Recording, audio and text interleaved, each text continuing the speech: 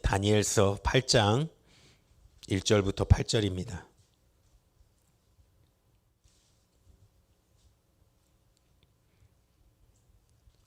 1246페이지입니다. 우리 한 목소리로 합독하겠습니다. 시작. 나 다니엘에게 처음에 나타난 이상 후 벨사살 왕 3년에 다시 이상이 나타나니라. 내가 이상을 보았는데 내가 그것을 볼 때에 내 몸은 엘람도 수산성에 있었고 내가 이상을 보기는 을레 강변에서라. 내가 눈을 들어 본즉 길강가에 두 뿔 가진 수양이 섰는데 그 두 뿔이 다 길어도 한 뿔은 다른 뿔보다도 길었고 그 긴 것은 나중에 난 것이로다. 내가 본즉 그 수양이 서와 북과 남을 향하여 받으나 그것을 당할 짐승이 하나도 없고 손에서 능히 구할 리가 절대로 없으므로 그것이 임으로 행하고 스스로 강대하더라. 내가 생각할 때에 한 수염소가 서편에서부터 와서 온 지면에 두루 다니미되 땅이 닿지 아니하며 그 염소 두 눈 사이에 현저한 뿔이 있더라. 그것이 두 뿔 가진 수양 곧 내가 본 바 강가에 섰던 양에게로 나아가되 분노한 힘으로 그에게로 달려가니라. 내가 본즉 그것이 수양에게로 가까이 나가서는 더욱 성내어 그 수양을 쳐서 그 두 뿔을 꺾으나 수양에게는 그것을 대적할 힘이 없으므로 그것이 수양을 땅에 엎드려뜨리고 질밟았으나 능히 수양을 그 손에서 벗어나게 할 리가 없었더라. 수염소가 스스로 심히 강대하여 가더니 강성할 때 그 끈뿔이 꺾이고 그 대신에 현저한 뿔렛이 하늘 사방에 향하여 났더라. 아멘. 오늘 다니엘서의 말씀을 중심으로 약속의 말씀을 붙드는 인생은 망하지 않는다라는 제목으로 은혜를 나누고자 합니다. 한국 교회의 미래를 여러 사람들이 전망하는데 이제 계속 불투명할 거다. 이제 계속 줄어들 거다. 뭐 어떤 사람들은 이제 한 30년 뒤에는 한 400만, 300만 성도로 한국 교회가 될 것이다 라라라고 얘기합니다. 그 100년 동안 그러면서 100여 년 동안 한국 교회가 부흥한 원인을 찾아봤는데 가장 큰 세 가지 원인이 첫 번째는 교회 학교 아이들이었습니다. 저도 이제 시골 출신이지만 교회를 다녔었고 한 번쯤 전도하다가 항상 물어보는 게 교회 가보신 적이 있습니까? 그러면 성탄절에 그렇게 교회를 가봤다고 하더라고요. 성탄절에 그 어렸을 때 다녔는데 왜 안 다니냐고 이렇게 참 말 걸기도 좋을 정도로 과거에 성탄절에 교회 안 가본 어린아이들은 없었을 것입니다. 성탄절에는 특히 뭐 계속 먹을 것도 많이 줬고 막 그 어렸을 때 참 과자 하나가 귀할 때 그때인데 그런 그것들이 있었기 때문에 그 한 번쯤은 다 교회에 다녀본 적이 있습니다.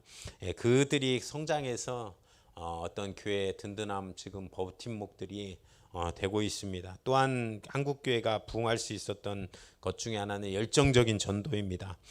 폭발적인 전도의 어떤 열정들이 구령의 열정과 또 살려야 된다는 열정, 이 열정들이 넘쳐나서 어디든지 복음 전도했고 또 어느 곳이든지 예수 믿으라고 했던 그 모습들 때문에 기도에 이렇게 부응했다라고 또 결론을 내립니다. 또 한 가지는 눈물의 기도였습니다. 저도 이제 사실 그런 기억은 없지만 이 삼각산 그리고 관악산에 보면 지금도 관악산을 가보니까 기도 처소가 그렇게 많이 있더라고요.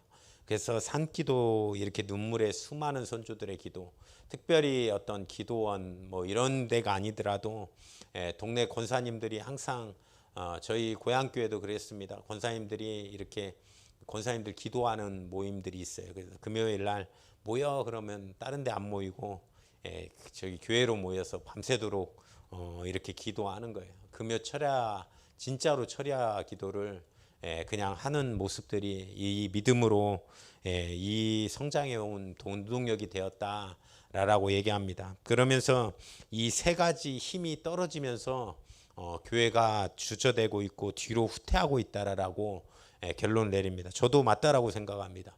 기도와 전도 그리고 아이들이 줄어가는 이 현상을 다시 한번 회복시키는 게 한국교회의 사명이고 한국교회의 대안이고 한국교회의 비전일 줄 믿습니다. 저도 그러면 다시 한번 이 세 가지 때문에 회복하고 이 세 가지 때문에 무너졌다라고 하면 어려운 게 아니라 다시 세 가지만 살리면 우리 한국교회가 다시 부흥에 힘쓸지 않을까 싶습니다. 다니엘서 오늘 8장 1절부터 2절에 보니까 오늘 본문의 설명을 잠깐 보면 이제 다니엘이 벨사살 왕 3년에 다시 이상이 나타나더라. 벨사살 왕은 처음 있는 나라입니다. 바벨론. 바벨론의 이 나라에 이제 지나온 나라가 아니라 그 가운데 이제 이 환상 가운데 봅니다. 이상이 나타나더라라고 얘기합니다. 나이가 먹어서 포로 생활로 집에도 못 가고 있는데 이 환상을 본 게 확실한 거는 바벨론을 떠날 수 없는 사람이 수산성에서 내 몸은 엘람도 수산성에 있었고 라라고 표현하잖아요. 수산성은 확실히 바벨론하고는 멉니다. 그러니까 이게 환상 가운데 이제 또 보는 거예요. 이 앞에 일어날 일들을 바라봅니다. 다니엘이. 그 8장 3절에 뭐가 나오냐면 이제 강가에 수양이 있는데 수양이 뿔이 두 개가 있습니다. 근데 하나의 뿔이 좀 더 길고 하나의 뿔은 좀 더 작은 이 수양의 이 얼마나 강성한지 서와 북과 남을 향하여 받으나 그것을 당할 짐승이 하나도 없고 그 손에서 능히 구할 리가 절대로 없으므로 그것이 임으로 행하고 스스로 강대하더라. 그러니까 막 받아대는데 아무도 당할 자가 없는 짐승이라는 거예요. 그러니까 여기서 두 뿔은 이 수양은 무슨 나라를 그 바벨론 다음에 오는 맨날 얘기했던 바사. 이 바사가 이 처음에는 약해요. 근데 뒤에 이제 이 한 나라가 통합을 합니다. 그러니까 큰 뿔을 가진 나라가 통합을 한다라는 의미예요. 그러니까 뒤에 바사 나라가 일어나서 바벨론을 멸할 거다라는 얘기를 또 보는 거예요. 그러고 나서 이제 또 보는데 또 20절에는 그 바사 제국에 대해서 설명을 합니다. 다니엘서 4장 8절에 보니까 이제 그 수양이 다 막 받은데 강대해서 아무도 건들 수 없더라. 누구도 제어할 수 없는 그런 나라가 일어났다라는 것입니다. 그런데 그 뒤에 이제 또 이제 짐승 하나가 또 나와요. 수염소. 앞에 왜 수양이라고 표현했냐면 염소가 더 셉니다. 양보다. 염소는 보셨죠, 다들. 흑염소 우리가 잘 알고 있는 흑염소. 그 흑염소 제가 어렸을 때부터 끌고 다녔는데 몇 번 진짜 말을 안 듣는 게 이 염소입니다. 승질나면 지가 받아요. 이게 쬐까나도 소보다 작아도 이게 얼마나 무서운지 모릅니다. 근데 이 뿔이 있는 수염소 이게 엄청나게 무서운 거예요. 저 어렸을 때는 그런 얘기도 막 들리고 그랬어요. 소에 받쳐가지고 돌아가셨다고. 그런 일이 진짜로 동네에 소 이렇게 그런 경우에 동물에게 받쳐서 이런 돌아가시는 경우도 있었습니다. 그런데 이제 이 수염소는 진짜로 고집도 세고 말 안 듣고 또 센 이 양을 얼마나 이렇게 이기는지 이 수염소 사이에 수염소가 이제 다시 한번 일어난 거예요. 이거는 뭐 우리가 잘 알다시피 헬라 제국을 뜻합니다. 바사 다음에 헬라예요. 헬라는 수염소를 뜻합니다. 그런데 이 수염소가 이 바사를 양으로 한 거는 이 수염소의 헬라 제국에 의해서 무너지기 때문에 그렇습니다. 그런데 이제 이 오늘 본문을 읽었던 5장부터 7절에 보니까 이 수염소에 대해서 설명을 하는데 큰 뿔이 하나가 있습니다. 그 뿔은 권력을 뜻하는데 그러니까 왕이 일어난다라는 거예요. 누가 일어났냐면 헬라의 왕인 우리가 잘 알고 있는 알렉산더 대왕. 세계사 시간에 배우셨습니까? 역사적으로 나오는 얘기입니다. 그러니까 이 다니엘이 성경이 역사에 근거하고 있고 정확한 얘기를 하고 있다라는 거예요. 알렉산더 대왕이 일어납니다. 그래서 이 뿌리 하나가 4개로 갈라져요. 이 알렉산더 대왕이 이제 통치가 너무 크다 보니까 이제 나중에 4왕으로 갈라져서 이 통치를 하는 것입니다. 알렉산더 대왕이 죽고 나서 4나라로 갈라져서 분열이 돼서 통치를 하는 거예요. 통치를 하는데 통치를 할 때 뒤에 한 나라가 이제 그것을 예루살렘을 핍박할 것이다. 이 9절부터 이제 10절을 보니까 그 중에 한 뿔에서 또 작은 뿔이 하나가 나서 남편과 동편과 또 영화로운 땅을 향하여 심히 커지더니 하늘 군대에 밀칠 만큼 커져서 그것을 짓밟고, 그러니까 이스라엘을 짓밟고 제사를 매일 드리는 제사를 제하여 버렸고 그의 성소를 얼었으며 그 중에 밑에 태어난 왕 중에 하나가 예루살렘 그리고 이스라엘 민족을 패하면서 이제 성전을 허물고 제우스 신당을 세우고 또 우상 숭배를 강요하고 또한 말씀을 소유하고 낭독하는 것을 금지하는 것입니다. 이만큼 말씀이 죽으면 힘듭니다. 환상 가운데 다니엘이 고백합니다. 하나님 8장 15절에 보니까 뭐라고 고백하냐면 나 다니엘이 이 이상을 보고 그 뜻을 알고자 할 때 사람 모양 같은 것이 내 앞에 섰고, 여기서 알고자 하다라는 것은 사모하는 심정으로 이 말씀을 보자고 하는 것입니다. 우리가 하나님 앞에 이렇게 예배하고 또 말씀 보고 또 하나님께 마음을 다하는 성도님들 되시기를 간절히 축원합니다. 그에게 하나님께서 나타내시고 보여주십니다. 사람 모양 같은 것, 맨 얘기하지만 가브리엘이 또 이 환상의 의미를 와서 설명합니다.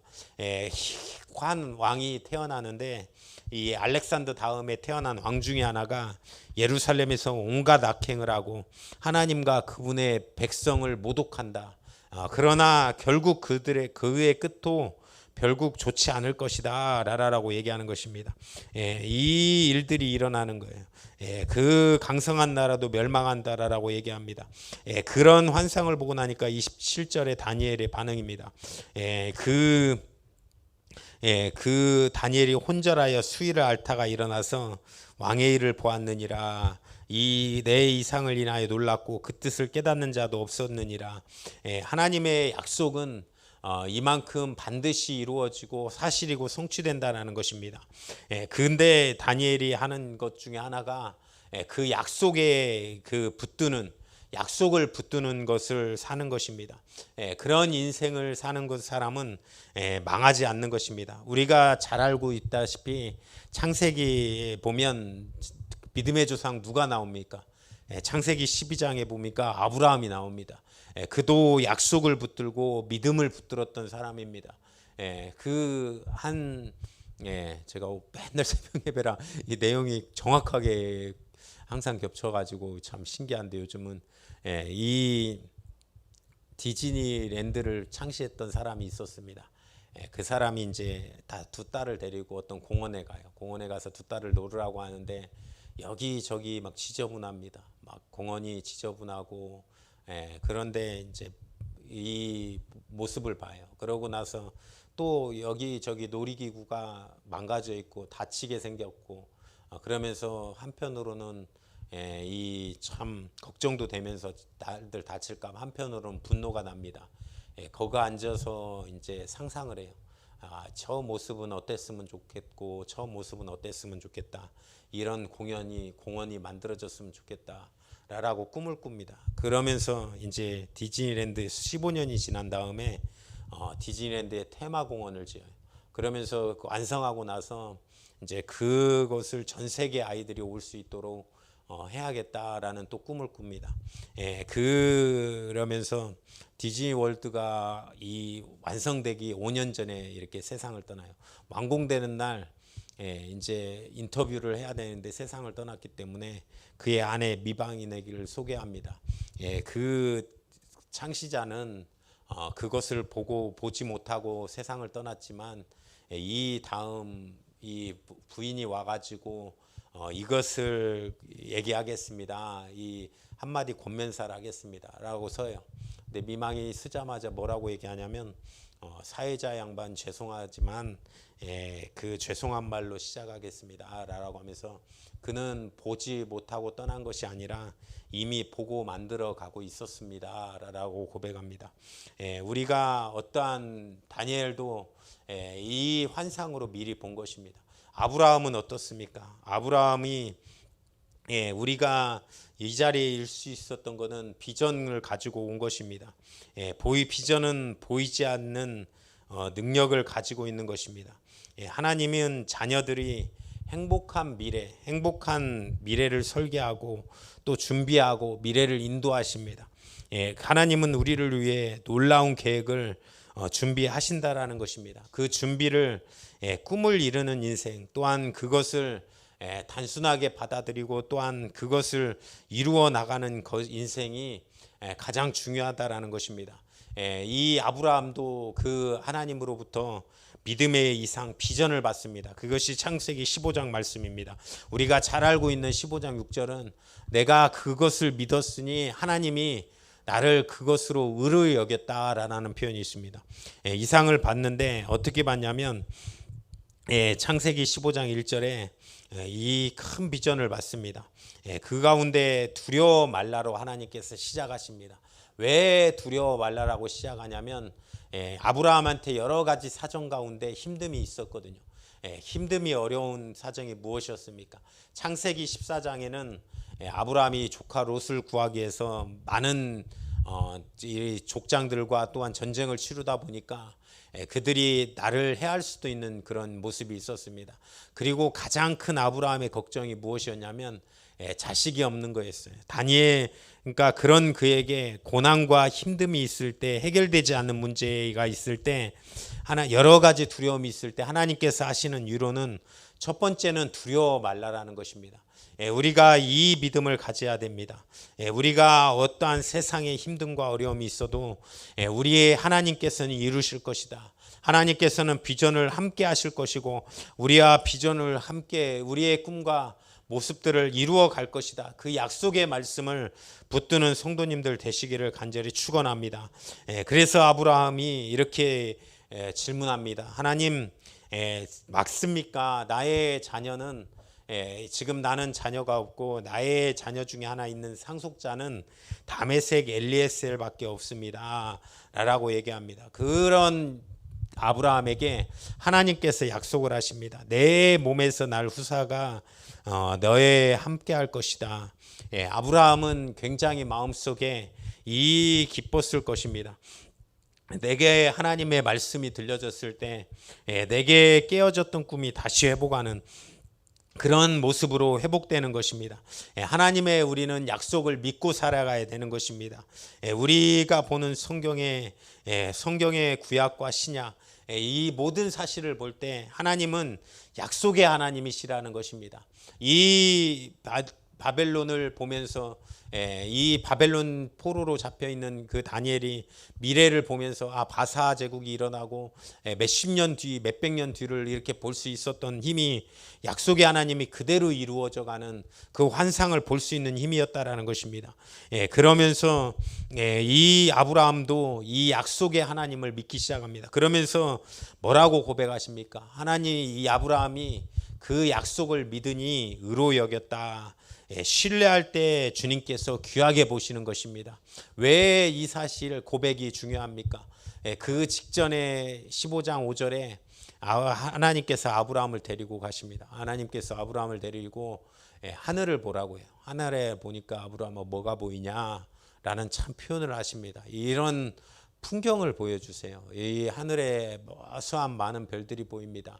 지금이야 서울은 별도 잘 안 보이지만 그 시골에 어렸을 때 보셨습니까? 하늘의 별이 그 북두칠성이 훤히 보이고 북극성이 가장 빛나게 보이고 옛날에 계산하느라고 그 북극칠성의 그 칸을 이렇게 7개로 나누면서 가면 이쪽에 카시오페아가 있고 이 W 모양의 공부를 하신 건 다 기억을 못 하시는데 아무튼 그런 별들이 무수하게 많습니다. 그것을 보더니 그런 모습을 보면서 아브라함에게 네 자녀선이 무수하게 많아질 것이다. 아브라함이 그 사실을 믿은 거예요. 믿을 수 있겠습니까? 아브라함이 떠난 지가 75살이고 사례가 경수가 말랐고 무수하게 많은 자손은커녕 아기 하나 지금까지 나이에 못 낳고 있는 그에게 하나님께서 믿으니 의로 여겼다라고 얘기하시는 것입니다. 그 무수한 많은 지금에 와서 어떻습니까? 아브라함의 후손들이 진짜 무수하게 많아지지 않았습니까? 그 약속의 말씀을 믿은 것입니다. 하나님이 가장 기뻐하시는 것 중에 하나는 우리가 그의 약속하심을 믿는 것입니다. 아멘이십니까? 그것이 하나님이 의로 여겼다. 하나님께서 가장 기쁘게 여기신 것입니다. 우리가 정말로 하나님 앞에 예배하는 것, 또 찬양하는 것, 많은 것들이 중요합니다. 그런데 하나님이 계신 것과 살아계신 그가 우리와 함께 하신다라는 믿어드리는 것, 그것이 그만큼 우리가 중요한 것입니다. 그런 가운데 하나님께서 꿈을 회복시키는 그 아브라함, 거기에서 이 히브리서 11장은 이렇게 고백합니다. 믿음은 바라는 것들의 실상이요 보지 못하는 것들의 증거니라라고 얘기합니다. 다 그러면서 선진들이 보지 못하는 가운데 보았고 믿었고 그 믿음으로 살아갔다라고 고백하는 것입니다. 아브라함도 믿음으로 말미암아 그 태어날 수 없는 몸에서 자식이 태어남을 믿었으며 우리도 이 믿음을 가지고 살아가야 되는 것입니다. 주님께서 우리를 위하여 놀라운 미래를 준비하셨습니다. 풍성한 삶을 준비하신 것입니다. 문제는 열악한 현실이 아니라 믿음이 없고 상상력이 없는 것입니다. 우리가 믿음의 눈으로 다시 한번 이 세상, 이 민족, 이 뜻들을 다시 한번 바라봐야 되는 것이 우리의 꿈이고 소망인 것입니다. 우리의 시간이 전성기가 언제입니까? 저는 46이라고 생각합니다. 제가 46살이기 때문에. 근데 우리의 나이가 지금 전성기입니다. 우리의 시대를 살아가는 지금 나이가 전성기입니다. 누구는 내가 더 나이가 있어서 나는 이제 몸이 많이 힘들어서 그것이 아니라 아직까지도 하나님께서 우리를 향한 꿈이 희망이 있다라는 것입니다. 예수님도 그 희망을 품습니다. 겟세마네 동산에서 기도를 하십니다. 주님, 이것이 이 찢은 잔이 나에게서 지나갈 것 같으면 지나가게 하옵소서. 왜 그러냐면 보기에 그것이 너무나도 고통스럽고 힘든 어려운 길이었거든요. 그러다 보니까 그러면서도 뭐라고 얘기하십니까? 그러면서도 이 모습을 보십니다. 그 구원받을 수많은 영혼들, 자기가 죽음으로 죄를 짊어짐으로 말미암아 죽음과 또한 두려움이 있지만 피 흘려서 수많은 영혼들을 구원할 사람들이 있다라고 하면 그것을 보고 바라는 것입니다. 우리의 주님을 붙들 때 꿈이 회복됩니다. 다시 한번 하나님이 쓰실 것입니다. 우리의 믿음 가운데 놀라운 미래가 다시 한번 펼쳐질 것입니다. 이 다니엘이 환상 가운데 이 모습을 봅니다. 며칠 동안 혼절해서 쓰러져 있었지만 이 환상을 믿습니다. 또한 이것을 하나님의 약속이니까 믿는 것입니다. 우리의 삶이 어떻습니까? 우리의 삶 가운데 지금까지 걸어왔던 삶, 그리고 또한 하나님께서 약속하신 많은 말씀, 이 말씀들의 뜻들을 하나님이 이루어 갈 것입니다. 우리의 지금 현실이 문제가 아니라 이 믿음 없음이 문제고 상상력 없음이 문제인 것입니다.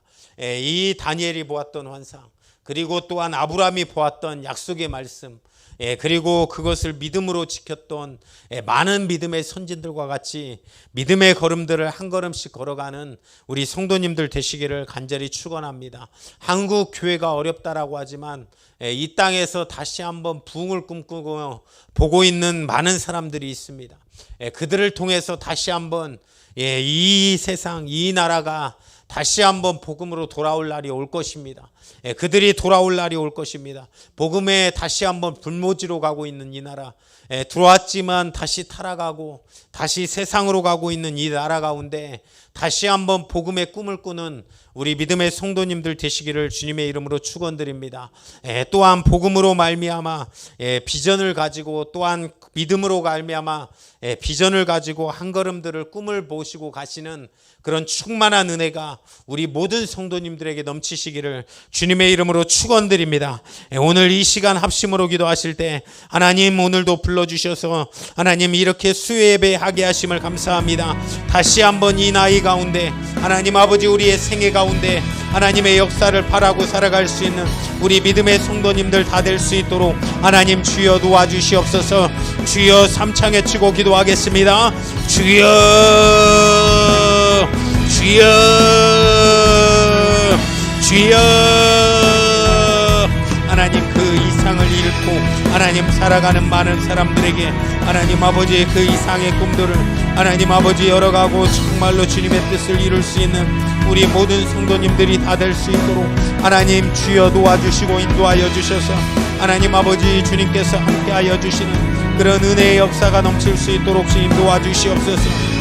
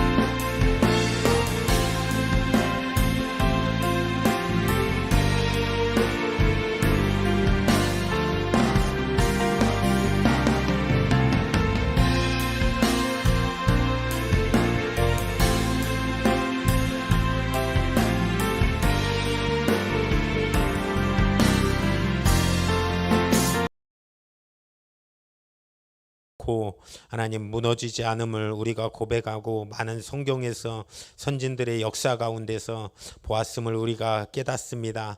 하나님 우리가 그런 삶을 살아갈 수 있도록 도와주시옵소서. 한국 교회를 향해 꿈을 꾸게 하시고 또한 우리 교회를 향해 꿈을 꾸게 하여 주시고 또한 우리의 정말로 믿음을 통하여 신앙을 통하여 하나님 미래를 놓고 꿈을 꾸는 우리의 모습들이 다 될 수 있도록 주님 도와주시옵소서. 간절히 바라옵고나옵기는 하나님께서 그 약속하신 말씀대로 될 것입니다. 하나님 아버지 그 사실을 속히 이룰 수 있도록 하나님 역사하시고 인도하여 주셔서 하나님 아버지 정말로 그 사실을 기다리며 사는 우리의 모습들이 다 될 수 있도록 도와주시옵소서. 오늘도 수요 예배 드릴 수 있도록 도와주시는 애 감사합니다. 우리 성도들 건강 지켜주시고 또한 다시 볼 때까지 어떠한 안전사고나 문제 없도록 하나님께서 보호하여 주시며 어느 곳에 있든지 믿음 더욱 충만하게 하여 주시고 하나님 아버지 정말로 가장 중요한 믿음 하나님 흔들리지 않도록 하나님께서 역사하여 주시고 함께하여 주시옵소서. 오늘도 수요 예배 가운데 써주신 주님 감사합니다. 하나님 기도한 모든 대로 찬양한 모든 대로 하나님 예배한 모든 대로 주님께서 들으시고 응답하여 주실 줄 믿사오니 주님의 역사 충만케 하옵소서. 오늘도 써주신 주님께 감사드리며 예수님의 이름으로 기도하옵나이다. 아멘. 하늘에 계신 우리 아버지여 이름이 거룩히 여김을 받으시오며 나라에 임하옵시며 뜻이 하늘에서 이룬 것 같이 땅에서도 이루어지이다.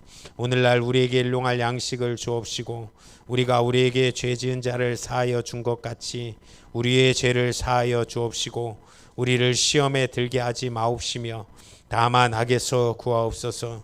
대개 나라와 권세와 영광의 아버지께 영원히 싸움나이다.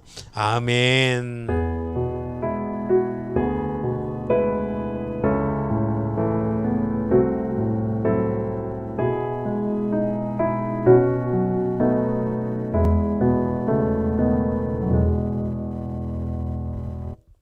예배를 마쳤습니다. 우리 서로 반갑게 인사하고 돌아가도록 하겠습니다.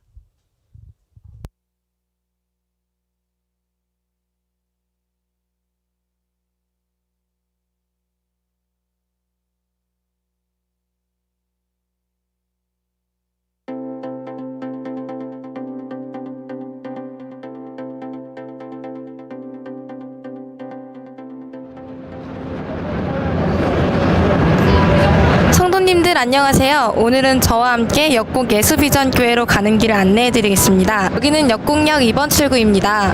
지하철로 오시는 경우 역곡역에서 내리고 버스로 오는 경우도 역곡역, 역곡 남부시장역에서 내려서 역곡역 2번 출구를 통해 나오시면 되겠습니다. 이제 저와 함께 가보실까요?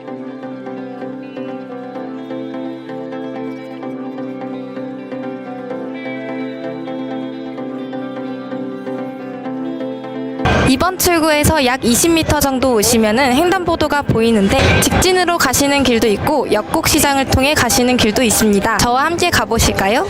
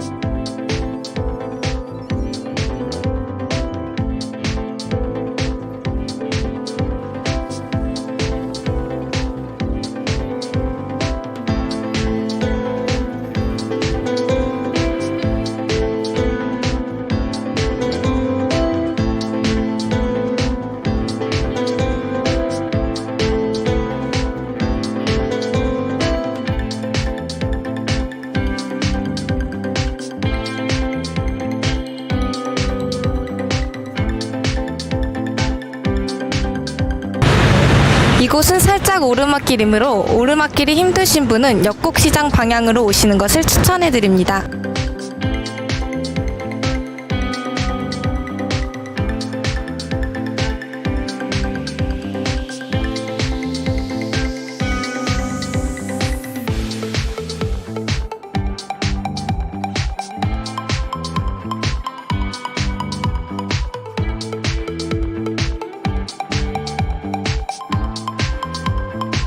이렇게 역곡 예수비전교회 앞에 도착했습니다. 이제 올라가 볼까요?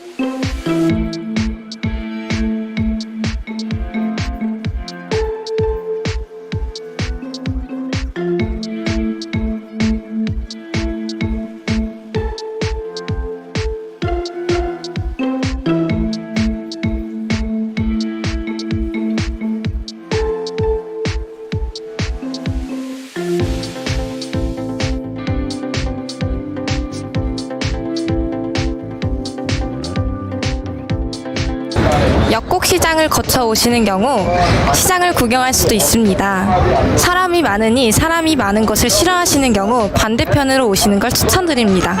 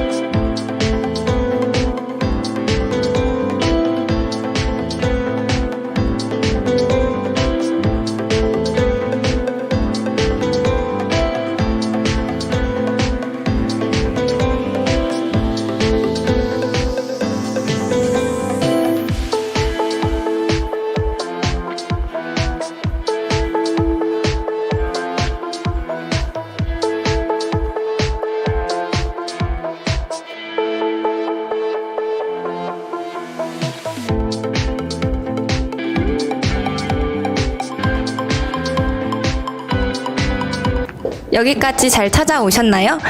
우리 역곡 예수비전교회는 유튜브를 통한 비대면 예배가 진행 중이며 카카오 채널을 통해 신앙 상담 및 대화가 가능합니다. 또한 삶에 대해 어려움이나 근심, 걱정 있으신 분, 위로가 필요하신 분, 교회와 하나님에 대해 알고 싶다면 언제든 문의 주세요. 이상 예수비전교회 TV 리포터 김노을이었습니다. 감사합니다.